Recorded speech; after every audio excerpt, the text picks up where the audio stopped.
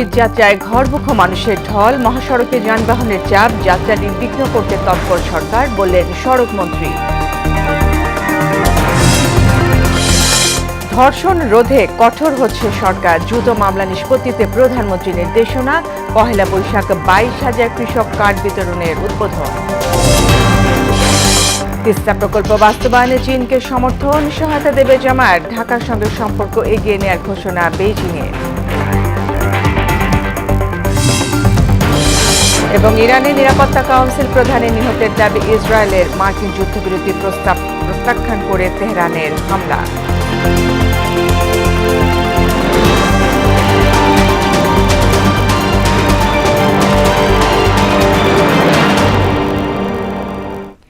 আসসালামু আলাইকুম, স্বাগত মোহনার সংবাদে। এতক্ষণ শুনছিলেন শিরোনাম, পুরো সংবাদে সঙ্গে আছি ফারজানা ইয়াসমিন। সরকারি ছুটি শুরু হতে রেলপথে ঘরমুখো মানুষের ঢল নেমেছে। কমলাপুরে যাত্রীদের উপচে পড়া ভিড় থাকলেও নেই তেমন অভিযোগ। সড়কপথেও বাড়ছে যাত্রীর চাপ। কাউন্টার সংশ্লিষ্টরা বলছেন কাল থেকে সড়কে চাপ পড়বে। এদিকে ঈদ ঘিরে বড় ধরনের নিরাপত্তার ঝুঁকি নেই বলে জানান পুলিশ মহাপরিদর্শক। মুদাসির আলীর প্রতিবেদন। ঈদ এলেই নারীর টানে বাড়ি ফেরার এমন দৃশ্য চিরায়ত। সরকারি ছুটি শুরু হতেই কমলাপুর রেল স্টেশনে ঢল নামে ঘরমুখো মানুষের। আর কদিন পরেই খুশির ঈদ, প্রিয়জনের সঙ্গে আনন্দ ভাগাভাগি করতে বাড়ি ফেরায় এত তোড়জোড়। ঈদ আসলে সবারই একটা কথা থাকে না, নারীর একটা টান থাকে। বাড়ি যেতে পারলেই মনে করেন ঢাকা থেকে বাড়িতে যাব, এই টানটাই আলাদা একটা বিষয়। সবাই বাড়ি যাইতেছে ঈদ করার জন্য, যত কষ্ট হোক তবু আমরা যাবই। বাড়িতে দাদা দাদি মামা মামির সবার সাথে দেখা হবে, এর জন্য ভালো লাগছে। দাদি বাড়ি যাচ্ছে, আমার বাচ্চা অনেক বছর পরে, সবাই মিলে যাচ্ছি, ভালো লাগছে। অনলাইনে টিকিট পেতে কিছুটা ভোগান্তি হলেও বাড়ি ফেরার সময় অভিযোগ ছিল না যাত্রীদের। 2 দিন ট্রাই করে পারিনি। 16 তারিখে টাকাটা ট্রাই ছিল, যেহেতু আমি গভর্নমেন্ট জব করি। 16 তারিখে কালকে ডিউটি শেষ হয়ে কালকে যেতে চেয়েছিলাম 4টা অথবা 6টা ট্রেনে, কিন্তু এটা হয় নাই। তো আজকে সকালে এটা পেয়েছি অনেকবার চেষ্টার পরে। টিকিট কাটার সময় যে যুদ্ধটা, সেটা মানে বলার বাইরে। তো আলহামদুলিল্লাহ টিকিট পাইছে। ঈদের আনন্দ, বাড়িতে যাব, বাড়িতে সবার সাথে ঈদ করব, এটা সবচেয়ে বড় আনন্দ ওইটা। এদিকে সড়ক পথেও এখনও তুলনামূলক ভিড় কম। গাবতলী বাস টার্মিনাল থেকে যাত্রা শুরু করা অনেকেই বাড়তি ভাড়ার অভিযোগ তোলেন। 400 টাকার ভাড়া মনে করেন 600 টাকা 700 টাকা করে চাচ্ছে। ঈদ যেহেতু আমাদের বাড়ি যাইতে হবে, এখানে 600 টাকা হলেও যেতে হবে, 1200 টাকা হলেও যাইতেই হবে। নওগাঁর টিকিট হচ্ছে 600 টাকা, এখন চাচ্ছে 900 টাকা, কেউ চাচ্ছে 700 টাকা, কেউ চাচ্ছে 800 টাকা, এরকম আর কি। যদিও এর কারণ ব্যাখ্যা করেন টিকিট কাউন্টার সংশ্লিষ্টরা। গাড়ি যাবে কুমারখালী কুষ্টিয়া, এখন আমি রাজবাড়ী যদি বিক্রি করি তাহলে আমি কুমারখালী কুষ্টিয়া তাহলে গাড়ি এত তো পারলে আমি তেলের ভাগে আপনাকে কিভাবে বসবো। ঈদ যাত্রায় যে কোনো ধরনের বিশৃঙ্খলা আর নাশকতা এড়াতে তৎপর রয়েছে আইন শৃঙ্খলা বাহিনী। গাবতলী টার্মিনাল পরিদর্শনে আসেন পুলিশ আইজিপি এবং ডিএমপি কমিশনার। পুলিশ মহাপরিদর্শক জানান ঈদকে সামনে রেখে বড় ধরনের নিরাপত্তার ঝুঁকি নেই, তারপরও সতর্কতামূলক ব্যবস্থা নেওয়া হবে। থ্রেট নাই, তারপরেও আমি জনগণকে মেসেজ দিতে চাই, বাংলাদেশ পুলিশ তৎপর। কোনো অনাকাঙ্ক্ষিত ঘটনা, কোনো অন্যায়, কোনো কিছুর সাথে কম্প্রোমাইজ নাই। যানজট নিরসনে পুলিশ তৎপর থাকবে বলেও জানান পুলিশ মহাপরিদর্শক। এই ঈদ যাত্রা সুষ্ঠু সুন্দর করার জন্য সকল ইউনিটের অফিসাররা এবং ফোর্স এখানে ডিপ্লয় থাকবে, সব সারা বাংলাদেশ সব জায়গাতে। মুদাসির আলী, মোহনা সংবাদ, ঢাকা। ঈদযাত্রায় ঢাকা চট্টগ্রাম মহাসড়কে গাড়ির চাপ বেড়েছে। ঢাকা টাঙ্গাইল ও ঢাকা ময়মনসিংহ মহাসড়কেও একই চিত্র, যদিও এখন পর্যন্ত বড় ধরনের ভোগান্তির খবর পাওয়া যায়নি। এদিকে দেশের দক্ষিণ পশ্চিমাঞ্চলের 21 জেলার যোগাযোগের অন্যতম মাধ্যম পাটুরিয়া দৌলতদিয়া নৌ রুট। ঈদযাত্রায় পাটুরিয়ায় বাড়ছে যানবাহনের চাপ, তাই ফেরিতে উঠতে সময় লাগছে বেশি। সদরঘাট লঞ্চ টার্মিনালেও ভিড় বেড়েছে ঘরমুখো মানুষের। মঙ্গলবার সকালে দক্ষিণবঙ্গগামী যাত্রীর চাপ কম থাকলেও দুপুরের পর থেকে যাত্রীরা ভিড় করেন লঞ্চঘাটে। তারা বলেন সড়কের তুলনায় নৌপথের যাত্রা তুলনামূলকভাবে আরামদায়ক। এখনো পর্যন্ত যাত্রাপথে ভোগান্তি নেই বলে জানান যাত্রীরা। অনেক প্রতিষ্ঠানে আজকে ছুটি হয়েছে, এজন্য আর কি জ্যামটা একটু বাড়ছে। আগে তো প্রতিষ্ঠান আরো একটু পরে ছুটি হয়, ঈদের দেখা গেছে 3-4 দিন আগে ছুটিটা হয়ে গেছে, এজন্য একটু জ্যামটা বেশি হয়। আমাদের খাবার দাবারের সমস্যা হয় না, এখানে আপনার হোটেল আছে, আবার আমরা খাবার নিয়ে আসি। লঞ্চের জার্নি হলো আপনার বাসা থেকে, যেমন আমরা বাস থেকে এক জায়গায় কোনো টয়লেট বা পেশাব ধরতে হলে আমরা বাস থামানো লাগে, লঞ্চে সেটা করা লাগে না, এটা লঞ্চের ভিতরে সব কিছু করা যায়, এটা সবচেয়ে হলো ভালো সুবিধা। ঈদযাত্রায় ভোগান্তি কমাতে সরকার কাজ করছে বলে জানিয়েছেন সড়ক রেল ও নৌমন্ত্রী শেখ রবিউল আলম। মঙ্গলবার দুপুরে বরিশালের বাকেরগঞ্জের গোমা সেতুর উদ্বোধন অনুষ্ঠানে তিনি বলেন, দেশের সার্বিক উন্নয়ন ও অগ্রগতি নিশ্চিত করাই সরকারের লক্ষ্য। এর আগে পটুয়াখালীর গলাচিপা উপজেলার রাবনাবাদ নদীর উপর নির্মিত সেতুর ভিত্তিপ্রস্তর স্থাপন শেষে মন্ত্রী বলেন, স্বল্প সময়েও সরকার জনগণের প্রত্যাশা পূরণে কাজ করে যাচ্ছে। যে সমস্ত জায়গায় যানজট হওয়ার সমূহ সম্ভাবনা আছে, এখনো পর্যন্ত সুসংবাদ হচ্ছে কোনো যানজট হচ্ছে না। বিশেষ করে অবকাঠামো উন্নয়ন ছাড়া একটা জাতি সমৃদ্ধ হতে পারে না, অর্থনৈতিক উন্নয়ন বাধাগ্রস্ত হয়। সমূহ সম্ভাবনা, শ্রম, মেধা, যোগ্যতা এটা ট্রান্সপারেন্ট হয় না, যোগ্য জায়গায় যেতে বাধাগ্রস্ত হয়, যার জন্য আমাদের কাছে এটা প্রাধান্য পাচ্ছে এবং প্রাধান্য পাচ্ছে বিধায় সরকার এ ব্যাপারে খুবই মনোযোগী। পহেলা বৈশাখে 22,000 কৃষক কার্ড বিতরণ করবে সরকার। সেদিন টাঙ্গাইল থেকে এই কার্যক্রম উদ্বোধন করবেন প্রধানমন্ত্রী তারেক রহমান। সচিবালয়ে কৃষক কার্ড সংক্রান্ত বৈঠক শেষে এসব তথ্য জানায় প্রধানমন্ত্রী প্রেস উইং। এদিকে ধর্ষণ মামলা দ্রুত নিষ্পত্তি করতে সংশ্লিষ্ট বিভাগকে সমন্বয়ের নির্দেশ দেন সরকার প্রধান। মন্ত্রী পরিষদের বৈঠক শেষে এই নির্দেশনার কথা জানান ক্যাবিনেট সচিব নাসিমুল গনি। মফিউর রহমানের রিপোর্ট। ঈদ ছুটি শুরু হলেও বন্ধের দিনও থেমে নেই প্রধানমন্ত্রী তারেক রহমানের দাপ্তরিক কার্যক্রম। সচিবালয় মন্ত্রিপরিষদ ভবনের নিজ দপ্তরে বুয়েটের একদল প্রকৌশলীর সঙ্গে বৈঠক করেন তিনি। রাজধানীর বর্জ্য ব্যবস্থাপনার আধুনিকায়ন সহ বিভিন্ন সেক্টরের উন্নয়ন ভাবনা নিয়ে মতবিনিময় করেন তিনি। বর্জ্য এবং পয়ঃনিষ্কাশন ব্যবস্থাপনা ঢেলে সাজাতে বিশেষজ্ঞদের পরামর্শ চান সরকার প্রধান। যন্ত্রপাতির জন্য আমদানি নির্ভরতা কমিয়ে দেশীয় উদ্ভাবন কাজে লাগানোর পরামর্শ দেন তিনি। রাস্তার থেকে বর্জ্য এগুলা সরিয়ে নেওয়ার কোনো নিষ্কাশনের ব্যবস্থা, যান্ত্রিক ব্যবস্থা তৈরি করা যায় কিনা, অটোমেশন করার ব্যাপারে এছাড়া আমাদের এই ইলেকট্রিক 3 হুইলার নিয়েও আলাপ হয়েছে, যেটা বুয়েট ডেভেলপ করেছে অলরেডি অনেকখানি। সো সেগুলোর ব্যাপারে ওনারা ভবিষ্যতে আশু পদক্ষেপ নেবেন আশা করি। এরপর ঢাকার উত্তর ও দক্ষিণ সিটি কর্পোরেশনের প্রশাসকদের সঙ্গে বৈঠকে বসেন প্রধানমন্ত্রী। প্রশাসকরা বলেন, 2 সিটিতেই রাজস্ব বাড়ানোর চেষ্টা চলছে। 2 সিটি কর্পোরেশনে আমরা চেষ্টা করছি যাতে অন্তত রেভিনিউ ইনকামটা বাড়ানো যায়। পাশাপাশি সরকারের আমরা মাননীয় প্রধানমন্ত্রীকে বলেছি যে আমাদের এলজিআরই আমাদের যে মন্ত্রণালয়, ওই মন্ত্রণালয় খুব দ্রুত আমাদের কিছু প্রজেক্ট করতে হবে, সেকশন করতে হবে আগামীতে বর্ষা বা বন্যা আসার আগেই, যাতে আমরা কিছু কাজ করতে পারি। মশা শুধু ওষুধ দিয়ে নিধন করা যায় না, ওষুধের পাশাপাশি দীর্ঘদিনের অব্যবস্থাপনা, খাল, বিল, নর্দমা এবং ড্রেন পরিষ্কার অভিযান কিন্তু আমরা ক্লাস প্রোগ্রাম দিয়েছি, দক্ষিণও দিয়েছে, আমরাও দিয়েছি। এদিকে কৃষক কার্ড প্রণয়ন সম্পর্কিত সেলের সঙ্গে বৈঠক করেন সরকার প্রধান। সেখানে পরীক্ষামূলকভাবে 22,000 কৃষকের মধ্যে কার্ড বিতরণের সিদ্ধান্ত নেয় সরকার। পহেলা বৈশাখ টাঙ্গাইলে এই কার্ড বিতরণ কার্যক্রম উদ্বোধন করবেন সরকার প্রধান। এসব তথ্য জানান প্রধানমন্ত্রীর অতিরিক্ত প্রেস সচিব। এছাড়া ক্যাবিনেট সভা পরবর্তী ব্রিফিংয়ে মন্ত্রিপরিষদ সচিব নাসিমুল গনি বলেন, নারী নির্যাতন রোধ ও ধর্ষণ মামলা দ্রুত নিষ্পত্তির জন্য সংশ্লিষ্ট বিভাগকে সমন্বয় নির্দেশ দিয়েছেন প্রধানমন্ত্রী। ধর্ষণ মামলা হচ্ছে দেশে বা হয়ে এসছে এর আগে, এগুলোর জন্য একটা স্পেশাল ড্রাইভ নেওয়া, সবগুলো মিনিস্ট্রি মিলে, এগুলো রিলেটেড যারা আছেন সবাই মিলে, এবং যে এখানে যতদূর যাওয়া দরকার সমস্ত দূর যাবে, কিন্তু এইগুলো সমাজের থেকে বন্ধ করার জন্য এবং এই জিনিসগুলোকে খুব দ্রুত অ্যাকশন নেওয়ার জন্য ব্যবস্থা করা হচ্ছে। বন্যা ও শিলাবৃষ্টির কারণে সৃষ্ট ক্ষয়ক্ষতি মোকাবেলায় ত্রাণ ও কৃষি মন্ত্রণালয়কে করোনা ঠিক করতেও সরকার প্রধানের নির্দেশনা তুলে ধরেন নাসিমুল গনি। কিছু শিলাবৃষ্টি হয়েছে উত্তরাঞ্চলে এবং উত্তর পূর্বাঞ্চলে, কিছু হয়েছে আপনার ফ্লাড হয়েছে, বন্যা। তো এইগুলোর জন্য কৃষি এবং ত্রাণ মন্ত্রণালয়কে একযোগে কাজ করার জন্য নির্দেশ দেওয়া হয়েছে। মফিউর রহমান, মোহনা সংবাদ, ঢাকা।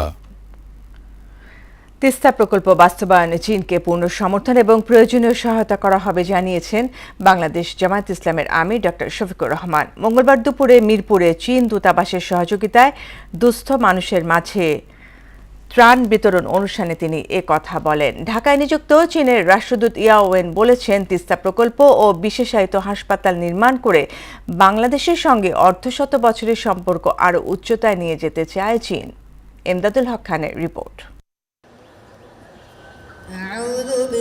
রাজধানীর মিরপুর আদর্শ উচ্চ বিদ্যালয় মাঠে চীনের সহযোগিতায় ফুডপ্যাক বিতরণ করে জামায়াত।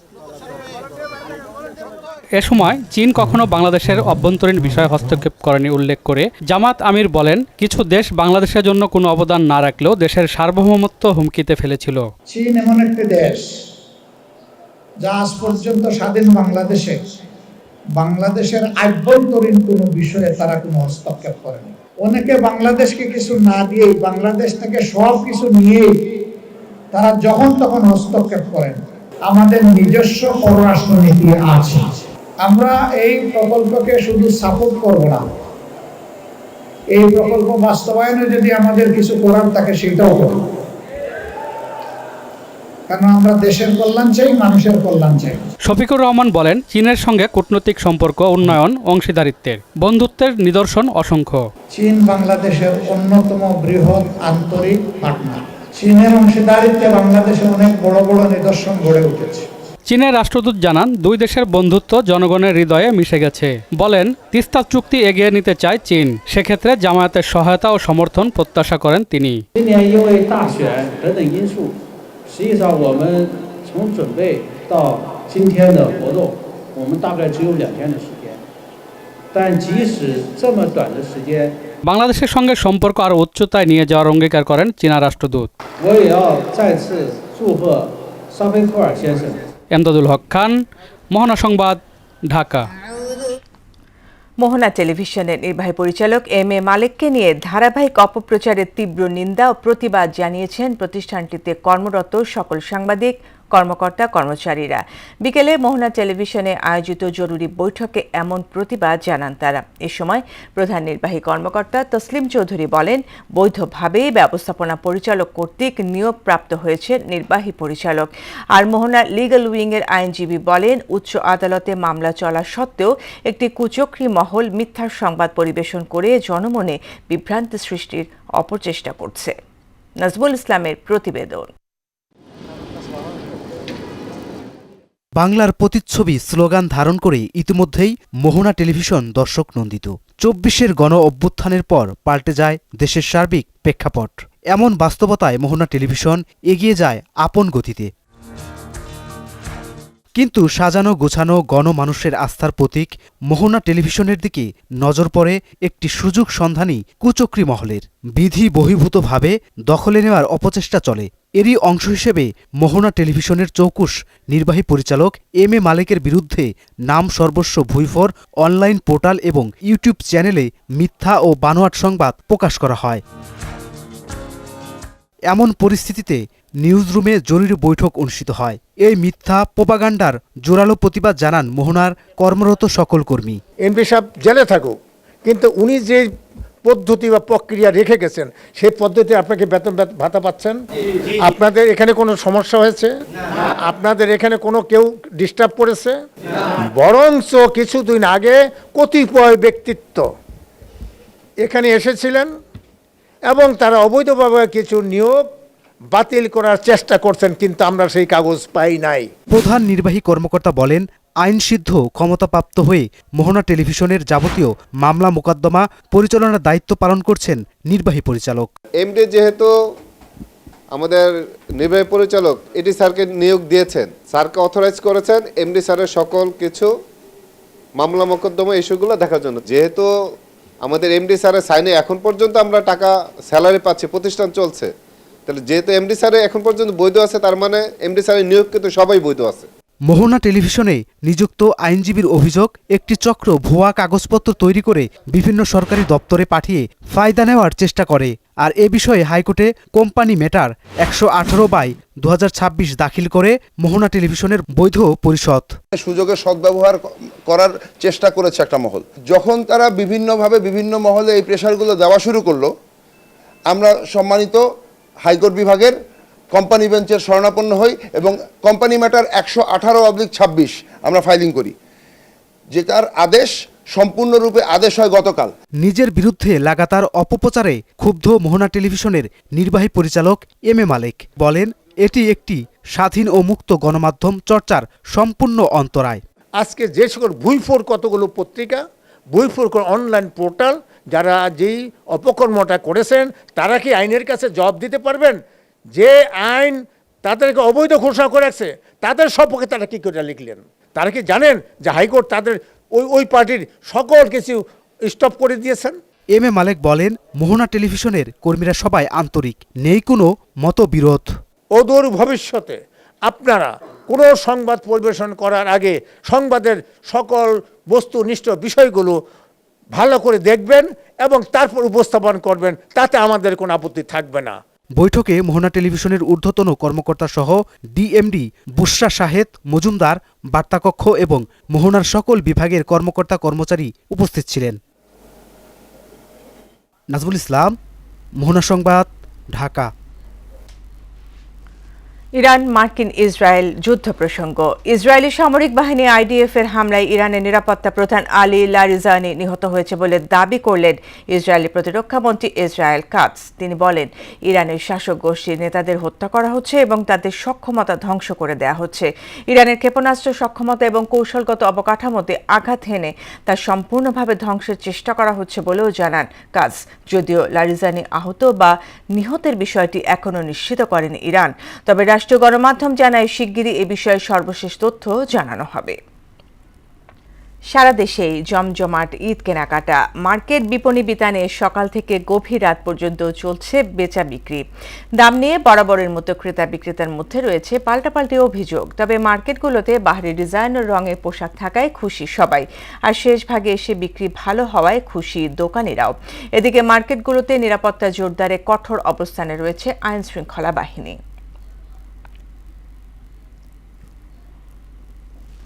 প্রথমবারের মতো পবিত্র ঈদ উল ফিতর উপলক্ষে ৩,০০০-এর বেশি পরিচ্ছন্নতা কর্মীদের বোনাস দেয়া হয়েছে। দুপুরে মিরপুরের একটি কমিউনিটি সেন্টারে ৩,০৩২ জনের প্রত্যেককেই ৫,০০০ টাকা করে এই বোনাস প্রদান করা হয়। প্রধানমন্ত্রীর ঈদ উপহার হিসেবে আনুষ্ঠানিকভাবে পরিচ্ছন্নতা কর্মীদের মাঝে বোনাস তুলে দেন ঢাকা উত্তর সিটির প্রশাসক শফিকুল ইসলাম খান। অনুষ্ঠানে সভাপতিত্ব করেন সংস্থার প্রধান নির্বাহী কর্মকর্তা মোহাম্মদ আসাদুজ্জামান। ফলন ভালো হলেও নানা সংকটে লাভের মুখ দেখতে পাচ্ছেন না পটুয়াখালীর রাঙাবালির তরমুজ চাষিরা। উৎপাদনের শুরু থেকে বিক্রি পর্যন্ত পদে পদে চাঁদাবাজির কারণে কৃষকের মুখে দুশ্চিন্তার ভাঁজ। ফলে অধিকাংশই এখন ধার দেনা ও সুদের ঋণের বোঝা কাঁধে নিয়ে দিশেহারা হয়ে পড়েছেন। মাহমুদ হাসান রাজীবের প্রতিবেদন, জানাচ্ছেন মাহমুদা আক্তার।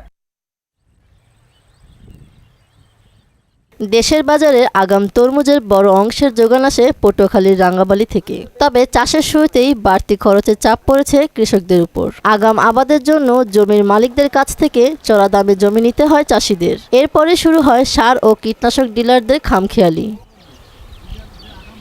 কৃষকদের দাবি, সরকার নির্ধারিত মূল্যের চেয়ে বেশি দামে সার বিক্রির কারণে উৎপাদন খরচ বাড়ায় লাভের অংশ কমে যাচ্ছে। যেই সার গেলবার সরকারি সার কিনছি আমরা 1150 এই সার এবছর 1415 টাকা কিনছি। সার নিয়ে যেভাবে সিন্ডিকেট তৈরি করে, আমাদের যদি 50 ব্যাগ সার লাগে আমাদেরকে সার দেয় 10 ব্যাগ। সারের রিজার্ভ গোডাউনে রাখিয়া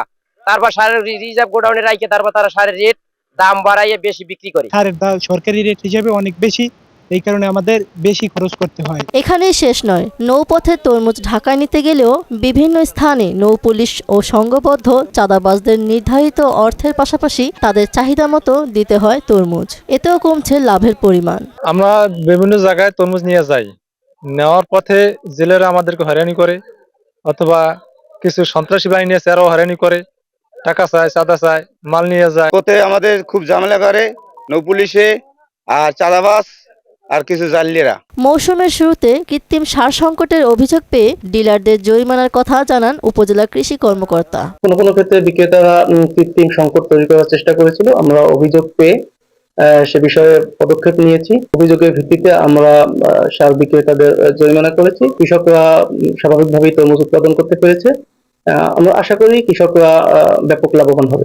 রাঙ্গাবালিতে এবছর প্রায় ৮,২৫০ হেক্টর জমিতে তরমুজ আবাদ হয়েছে, যার আনুমানিক বাজার মূল্য প্রায় 450 কোটি টাকা। মাহমুদা আক্তার, মোহনা সংবাদ। শেষ করব মোহনার সংবাদ, যাবার আগে শিরোনামগুলো আরও একবার।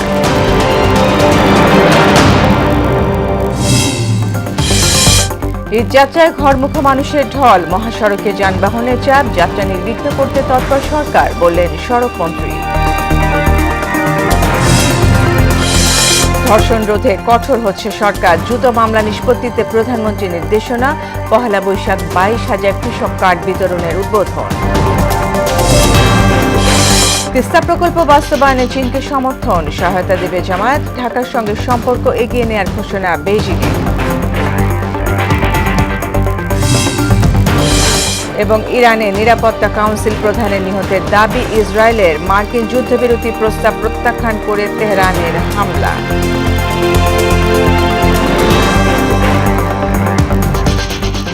এই ছিল মোহনার সংবাদে। মোহনার সবশেষ খবর জানতে ভিজিট করুন www.mohana.tv। সংবাদ দেখতে পারেন ফেসবুক, ইউটিউবেও। এতক্ষণ সঙ্গে থাকার জন্য ধন্যবাদ।